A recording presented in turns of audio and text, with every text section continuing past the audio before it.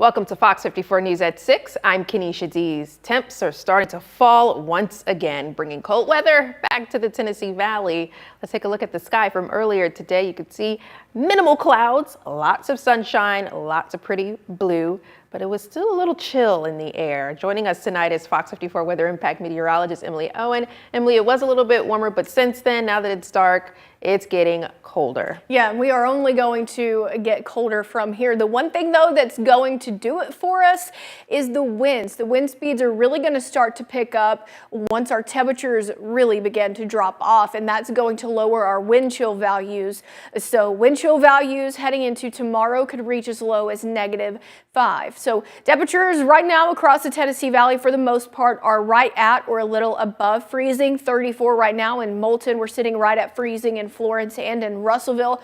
Fort Payne currently sitting right at 37 degrees. They're usually the coolest spot on the temperature map. Now looking at our radar right now, we don't really have a whole lot going on, but we were seeing a few snow flurries earlier in northern Jackson County. And that will continue to be the trend heading into the rest of tonight and into tomorrow, or just a few snow flurries. And that could be the case for all across the Tennessee Valley. Now we've got a cold weather advisory that will go into effect right around 11 o'clock this evening, lasts until about noon on Sunday due to those wind chill values dipping into the negatives. So later on in the show, I'm going to tell you just how cold it's expected to be heading into the weekend, and I'll have more details on the potential snow flurries we could see heading into tomorrow as well. Kenesha? Yes, and as Emily mentioned, those cold temps, they are no joke in the Tennessee Valley. You'll want to prepare your home to make sure it's safe and warm this weekend. Tips include having your faucet stripped, keeping cabinet doors open, and setting your thermostat to at least 55 degrees to keep your pipes from freezing. Fox 54's Gabe Glassman spoke to utility officials about how these small changes can make a big impact. Cooler temperatures are returning to the Tennessee Valley this weekend. We spoke to utility officials about how you can keep your home safe during the cooler temps. Along with keeping your pipes safe, there are other ways to protect your home, like removing outdoor hoses, covering spigots, and keeping doors sealed. It is always a great opportunity to make sure that your home is well insulated, that you have great windows, that your insulation is in place, that you don't have any outside air coming into your home. For energy efficiency around your home, making sure that your windows and doors are sealed, that you've taken every opportunity to make sure that there's no outside air able to flow inside of your home. Every degree can make a little difference in your usage and ultimately your bill. Utility officials say small steps can help keep your house safe from the cold. The biggest thing is just we want people to be safe during this. If you don't have to be outside in this cold, don't go out. If you do go out, make sure you're clothed appropriately. If you're traveling, make sure you've taken precautions and somebody knows where you're going and when you're supposed to get there, and just get through this type of a cold snap together and get through it safely. And in case you need help, Decatur Utilities and Huntsville Utilities say they're ready to assist anyone if needed. In Huntsville, Gabe Glassman, Fox 54 News. So Gabe, I personally, to keep my home, if you will, weatherproof from this cold, I was gifted a few years ago what's called Mr. Freeze, and I use them for my outdoor spigots, and they work like a charm. I would think we did a verify last night about the styrofoam cups. Yeah. Just in case if you needed quick pinch, styrofoam cups do work for a temporary fix to keep those outdoor spigots. That's true. Yeah, very effective. But like you said, temporary fix. And are there any other tips the utilities officials you spoke with provided? Yeah, and I want to go into those a little bit because we didn't really get to cover everything. Along with everything that we mentioned, you can disconnect those outdoor hoses from those spigots if you have them. Use insulated faucet covers. Put pipe wraps around the pipes and unconditioned areas, and have those ceiling fans. You don't think about this often. Make sure they're turning clockwise. And Kenesha, we actually do have a whole list of tips on fox54.com, and the utility officials that I spoke to also went into thermostat. Those are listed on fox54.com as well. Very great tips. Thank you, Gabe. Thank you. All right. Crews with Joe Wheeler EMC are helping repair widespread damage in Mississippi caused by last weekend's winter storm. You can see here crews continue to restore power after the storm left broken poles and also down power lines across the region. Officials say the damage is extensive and linemen are still working long hours to restore electricity to all affected customers. We're trying our best to get all of our three-phase major lines back on. to feed our water wells, personal care homes, all of our infrastructure. So we are working our very best. The weather conditions, trees are still falling, limbs are falling.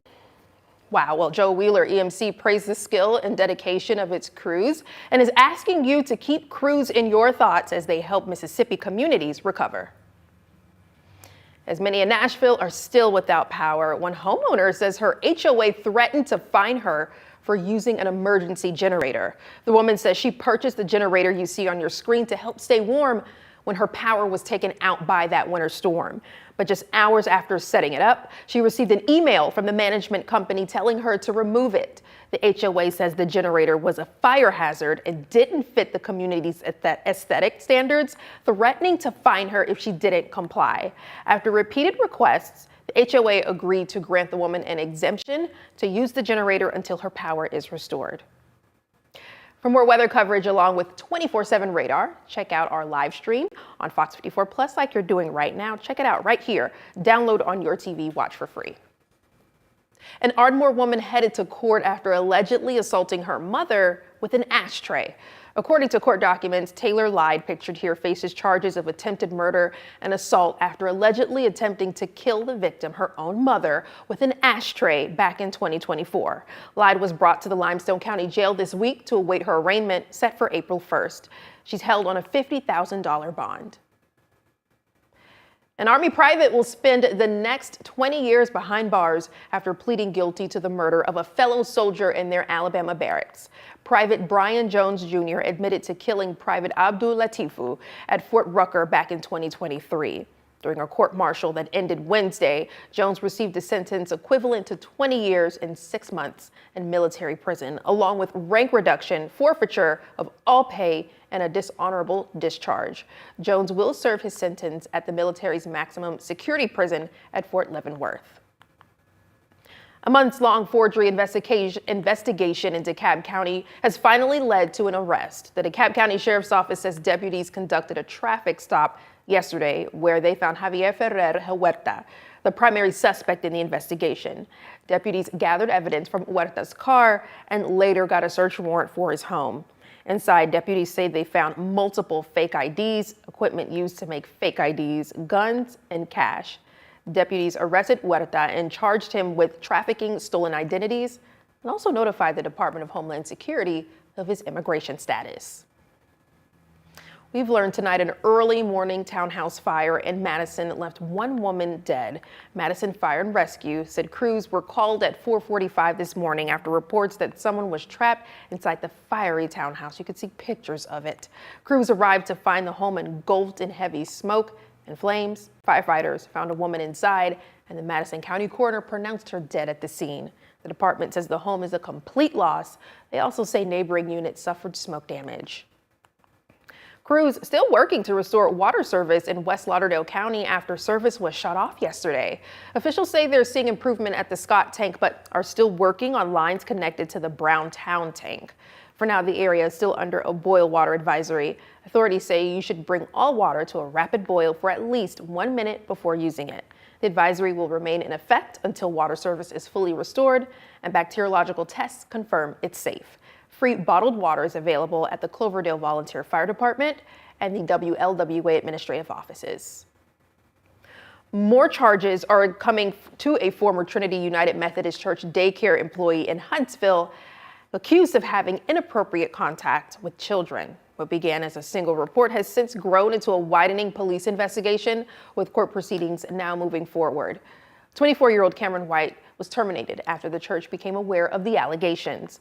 He remains in the Madison County Jail on a $50,000 cash bond following his initial arrest. Fox 54's Valentina Chalala tells us the latest from the investigation. Huntsville police say additional child sex abuse charges are now being filed against Cameron Keith White. Investigators confirm he now faces 5 total charges linked to the ongoing investigation. The new charges include 3 counts of sexual abuse of a child under 12, all involving fondling. Police say the charges come after they allegedly found additional evidence in the Trinity daycare investigation. In court, Judge Donna Pate ordered White to complete an affidavit to determine his eligibility for a court-appointed attorney, a role later offered and and accepted by Larry Marsili. At this time, like I said, Cameron has indicated to me that his intentions are to fight the case and the cases all the way. He maintains that he's not guilty of these offenses. A preliminary hearing for the original 2 charges is set for February 4th, with a separate hearing on February 18th for the new counts. That hearing is a probable cause hearing. It has nothing to do with whether Cameron's guilty or not guilty, whether he did it or didn't do it. It's just whether or not there is sufficient probable cause for the case to move forward. Police say the investigation remains active and more charges could be filed as evidence continues to be reviewed. In Huntsville, I'm Valentina Chalala, Fox 54 News. Marsili says if Judge Allen finds probable cause, the case will move to the district attorney's office and be presented to a grand jury for consideration.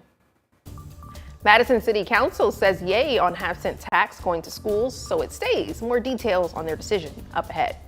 Some pup protection for the canines at the Lauderdale County Sheriff's Office. Details on who gifted the gear up ahead.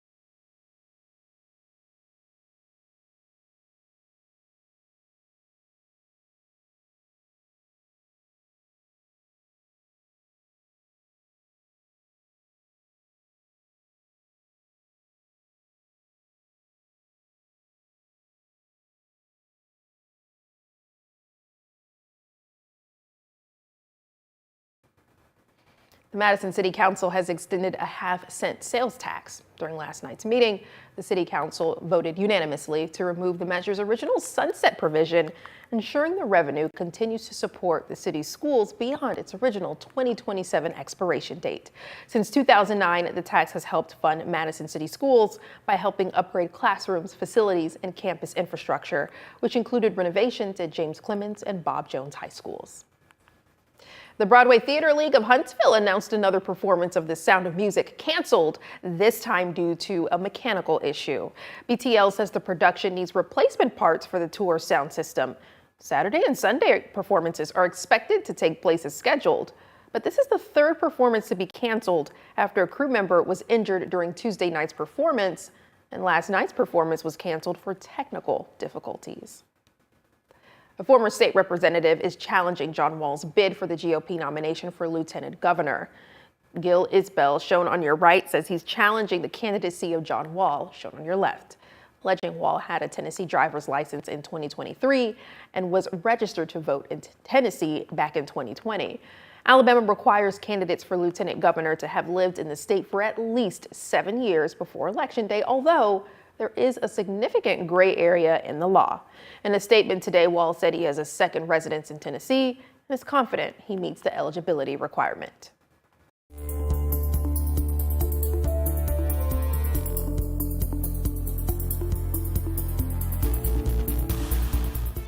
NASA delaying a crucial test launch for the Artemis 2 mission due to cold temperatures and wind. The countdown simulation test originally set for this weekend. It involves loading the rocket with hundreds of thousands of pounds of propellant. But NASA says the weather in Florida breaches launch conditions. The 48-hour delay pushes the first potential launch opportunity out to February 8th. Marshall Space Flight Center plays a key role in the mission, from avionics and software to the development of the rocket's powerful boosters. An Alabama native is being tasked with helping Space Command move to the Rocket City. Space Command Commander Stephen Whiting announced that Major General Terry Grisham will serve as the command's transition team director. You can see Grisham on the right, and Grisham comes into the role with nearly 4 decades of military and civilian service and will lead the program management office in Huntsville, while also overseeing support for the headquarters transition. Coming up, we've got a lot lined up for you this weekend, including some of the Loomis Brothers Circus back in town. We'll fill you in up ahead.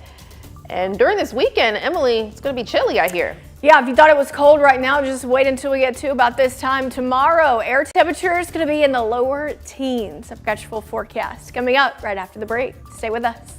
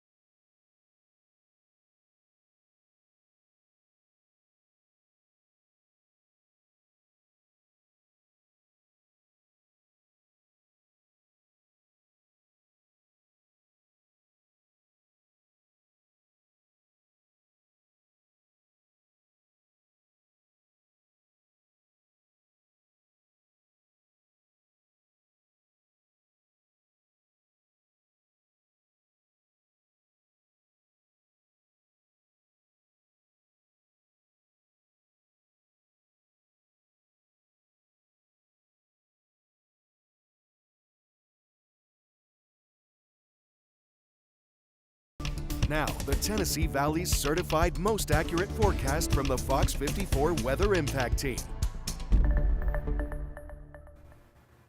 Look at the sky above. That's actually beautiful. Looks like this is around close to sunset and right in front of our studio near the accessway to the Parkway going south, but beautiful nonetheless. Also chilly. Yeah, it was a little cold today, but it's going to be even colder this weekend. I know you might have had some weekend plans to do anything outdoors. It's going to be very cold to do. So this weekend is probably one of those weekends that you just kind of want to stay inside, bundled up. Probably the only time you will see me outside this weekend is when I get into my car to come to work, and then when I get out of my car to come into the building at work. I don't blame you. I'm definitely going to be inside as much as I can be. But let's go ahead and jump out to our FOX54 camera, because that sunset has finally turned into a dark sky out there, and those temperatures going to be falling along with it. One thing you might also notice is the wind speeds are starting to pick up. You can kind of tell it right across the street of FOX54. We've got those winds flying along in the flying along there, and notice wind speeds right now around 13 miles per hour in Athens, 9 here in Huntsville, 12 mile per hour wind speeds right now in Decatur, 8 in Scottsboro. And we'll continue to see those rise as the system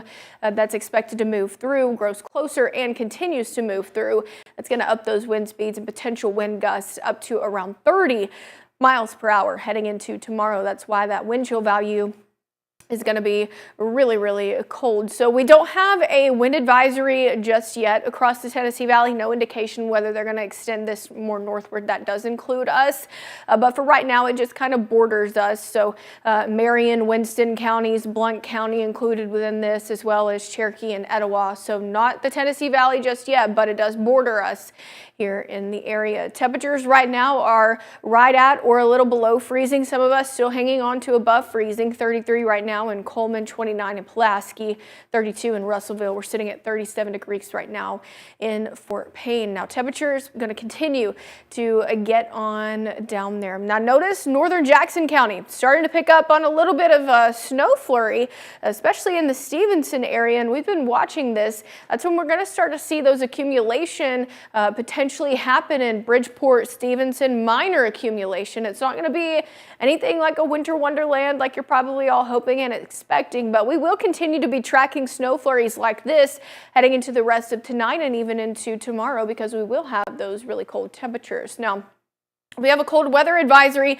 that will go into effect right around 11 o'clock tonight and last until about noon on Sunday, and that's for the entire Tennessee Valley. Now, I mentioned those snow flurries earlier. We could potentially see snow flurries throughout tonight and especially into early tomorrow morning, but Tennessee Valley areas that are expected to see most of the snow flurry action, I guess you could call it, is going to be Jackson and DeKalb counties, those areas that are right along that Alabama-Georgia state line, but that's not to say that we couldn't see any snow flurries flying across the Tennessee Valley, and that's what we're kind of expecting heading into tonight and even into early tomorrow morning. So a few flurries going to be possible.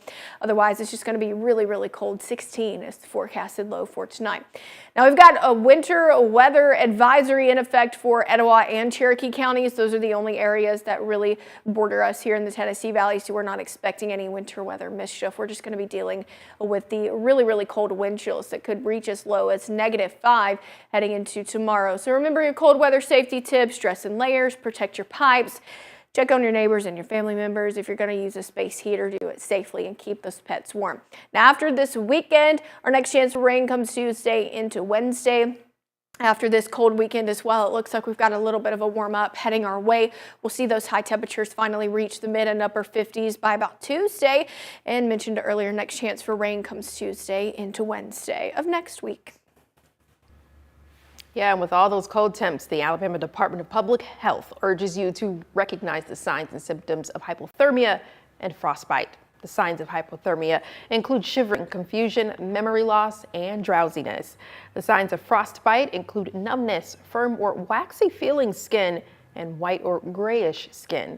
If you're unable to get help right away, get a person into a warm room or shelter and remove any wet clothing the person is wearing. But it's important to get them proper medical attention as soon as possible.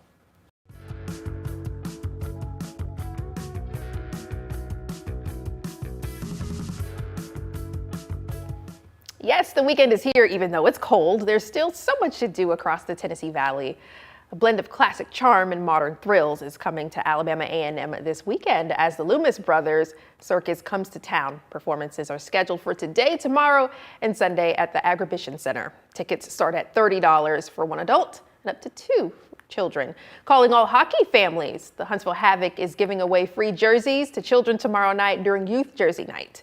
The first 1,100 children ages 12 and under will get a free youth jersey. Puck drop is at 7 p.m. at the VBC.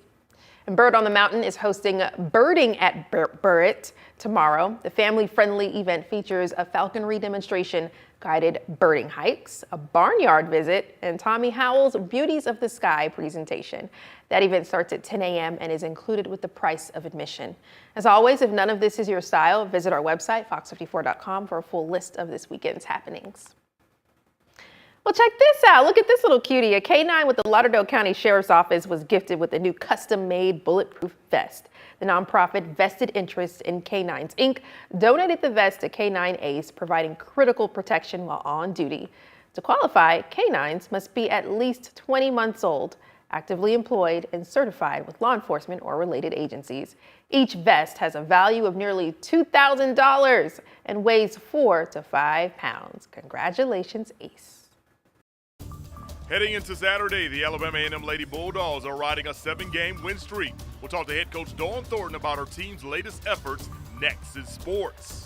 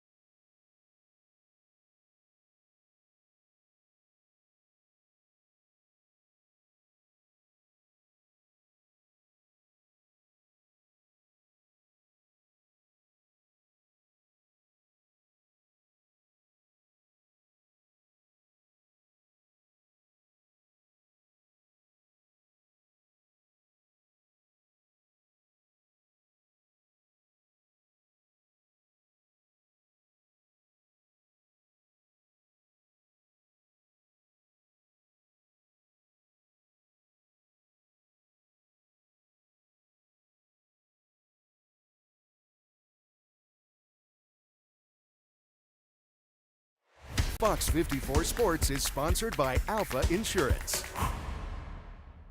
And welcome into sports, everyone. The Alabama A&M Lady Bulldogs now have the longest winning streak in the SWAC after beating Bethune-Cookman 49-44. Coach Dawn Thornton's team won their 7th straight, and the way they won their last game was quite exciting. With the game tied at 44, Kariah Beck grabbing a loose ball, launching a three-pointer, and connecting from downtown to give the Lady Bulldogs the lead for the final time in that contest. Alabama A&M is now 7-1 in conference play, and they're in a first-place tie with Southern University in the SWAC women's basketball standings. Up next for Alabama A&M is a battle against Florida A&M on Saturday afternoon. Coach Thornton provided a quick breakdown of that battle. FAM beat Southern. They have their loss versus Southern, so they do what they do offensively very well, and I think it'll be a great matchup for us. I don't think that we'll come back out and play as flat as we did today. I can't see us playing back-to-back like that. We just got to go out and do what we're supposed to do and lock in defensively. That's our best offense.